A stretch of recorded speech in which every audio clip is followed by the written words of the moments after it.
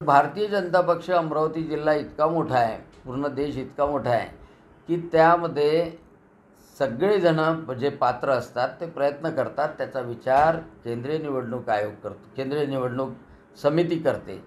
आणि नवनीत राणा असो, नवनीत राणाच्या बाजूचे बाकीचे लोक असतील, नवनीत राणाचं नाव आहे हे तुम्हाला कोणी सांगितलं? कोणीच नाही सांगितलं, कधीच कोणी जाहीर केलं नाही. फक्त आतापर्यंत जाहीर एकच गोष्ट झालेली आहे की अमरावती लोकसभेचा उमेदवार हा कमळाचा राहील आणि भारतीय जनता पक्षाचा राहील आणि प्रधानमंत्री नरेंद्रजी मोदी यांना निवडून आणण्याकरता, तिसऱ्यांदा प्रधानमंत्री बनवण्याकरता अमरावती लोकसभेचा खासदार भाजपचा राहील. तुम्ही एक मोठं वक्तव्य केलेलं आहे. तुम्ही असं म्हणतात की आतापर्यंत कोणीच नवनीत राणा या भाजपचे उमेदवार असतील असं बोललेलं नाही. कोणीच नाही बोललं. तर हे मोठं वक्तव्य आहे, कसं पाहता या वक्तव्य? नाही, कोणीच बोललं नाही.